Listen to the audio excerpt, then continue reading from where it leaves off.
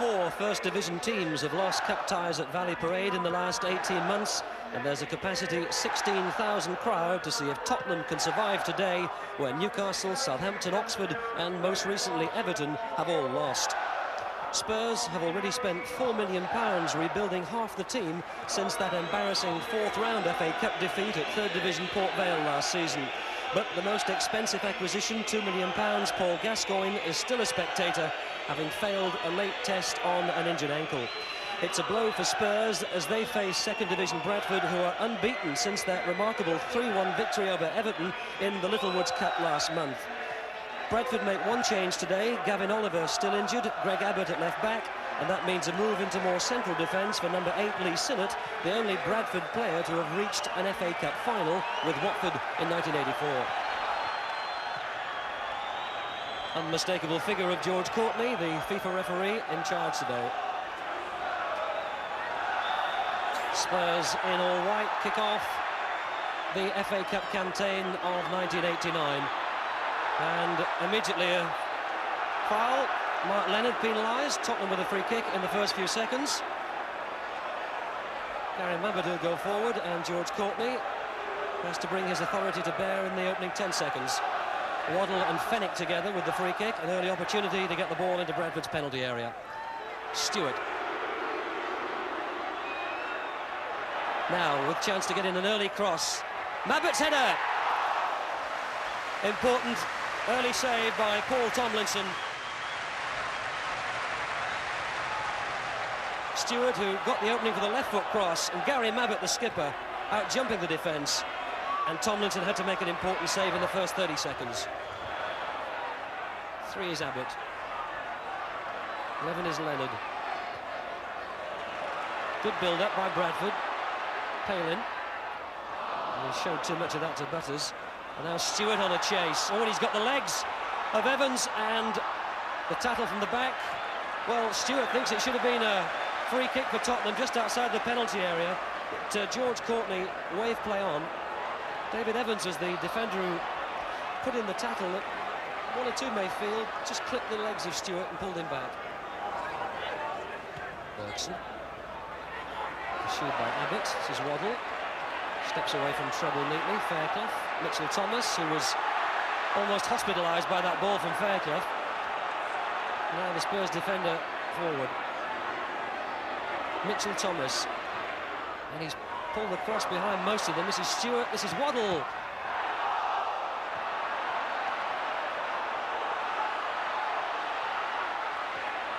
Oh, there's a break on now. This is Banks.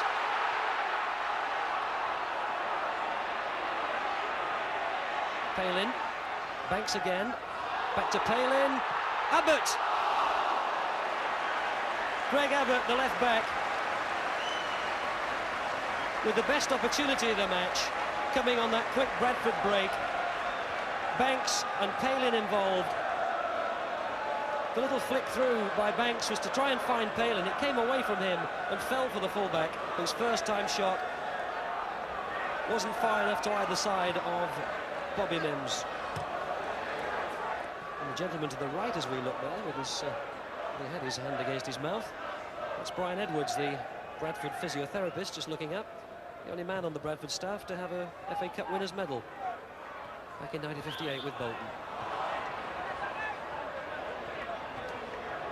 Now, Mark Leonard. Well, that might turn out to be a good ball out to Mitchell. Well, I think Mitchell let that go, thinking it had been deflected and would be a Bradford throw. George Courtney telling Mitchell Thomas to get on with it. And Walsh penalised. Bradford with a free kick. Just over 5 minutes to go to half-time, and still no score. And Guy Butters again has gone with the big centre-forward Ormonroyd, and he's following him out of the penalty area. Ormonroyd's little flick header, Leonard! Well, that's the tactic for Bradford. Look for the big, tall, 6'4" Ian Ormonroyd, and those little flick-ons might just produce the goal. That one to Mark Leonard, who couldn't quite turn and get enough power into the shot to beat Bobby Mims. Tomlinson's come a long way out of his goal. He gathered it well.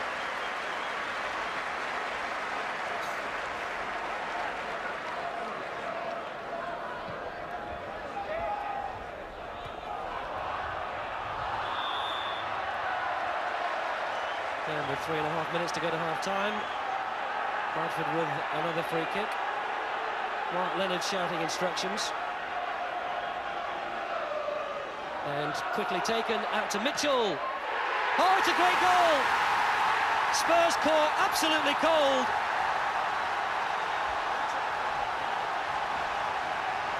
Well, that's the goal that Bradford have been looking for. And didn't they catch Tottenham on their heels? Spurs were walking back into defensive positions. I think it was Mick Kennedy who took the free kick so quickly. He just played it out right. There it is. It is Kennedy, the captain, and he spotted Mitchell, the fullback, coming up, whose shot wasn't hit all that strong, but it was perfectly placed wide of Mims. Bradford ahead 1-0. And that is exactly what this third-round cup tie required. Well, we're going to Wembley is the chant from the Bradford crowd, and with their side already into the quarter-finals of the Littlewoods Cup and leading First Division Tottenham 1-0 at half-time in this third-round FA Cup tie, they may well prove to be right. Terry Venables with lots to think about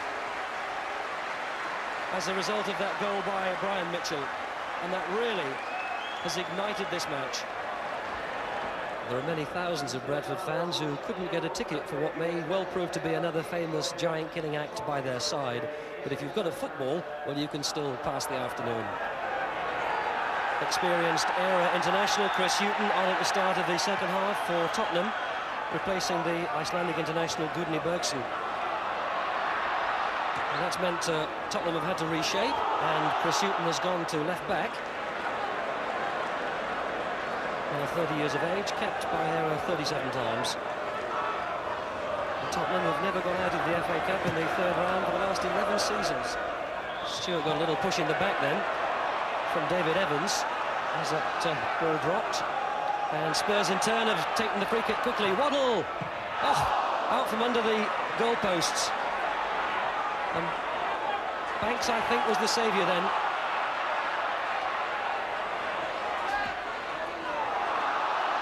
Leonard pops up on the right, shadowed by Fairclough. And that'll be Bradford's throw. Mark Leonard switching sides.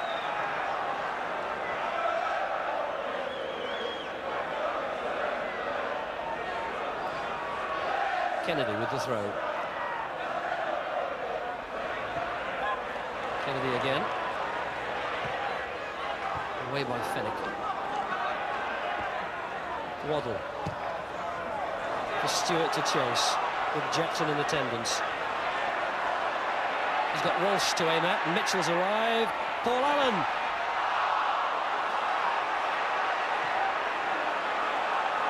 Well, they've come out fired up at the start of the second half, Tottenham, and they'll know they've got to get back into this match quickly. Fennick looking for Mitchell Thomas. Head with cross goal. Walsh! Well, he's not the biggest player, Paul Walsh, and he didn't do enough with that to test Tomlinson. Mitchell Thomas popping up on the right now. He's gone to right back to replace Gudni Bergson, taken off at half-time. Evans puts it into touch.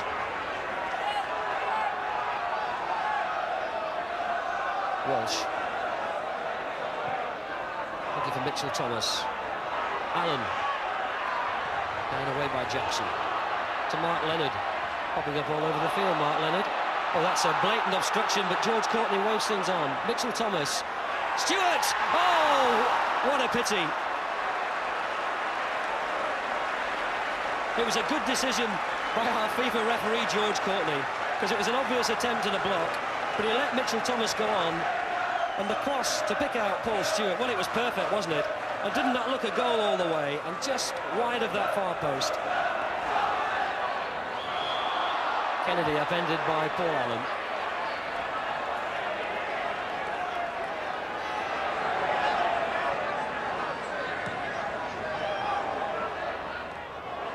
Leonard. Palin. Leonard, neat turn, but the flag's gone up. Won't count. The flag went up on this near side. And one would have to say, the linesman there, Terry Lynch, put the flag up immediately.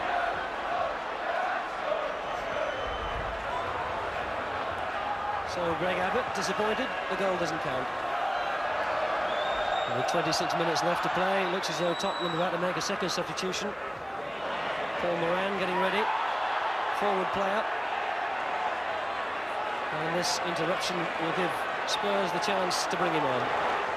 It's like Paul Allen, who's having his name taken by George Courtney, as Paul Moran comes on. Half of his 10 appearances this season have been as a substitute, as Allen gets the yellow card.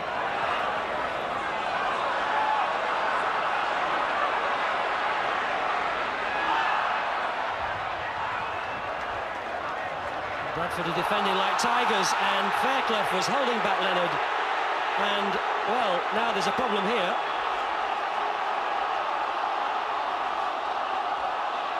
He's had words with Fairclough once in this match already. No doubt that he held back Mark Leonard. In fact, he's made a bit of a mess of his shorts. And Mark Leonard shows no modesty. And I suppose the professionals would reflect that there was little option that Fairclough had there.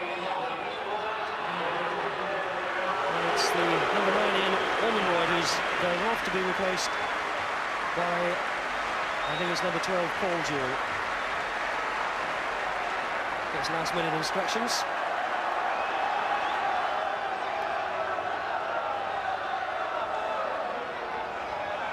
Four minutes left. Fairclough for Spurs. To Allen.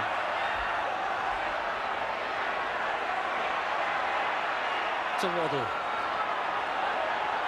Moran on the right. Now gone inside.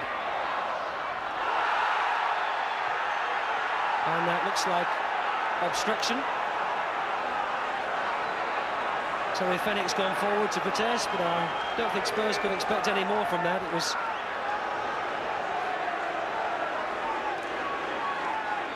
fairly clear obstruction. That's given Spurs an indirect free kick just inside the penalty area. And Spurs have got 7 forward. Allen.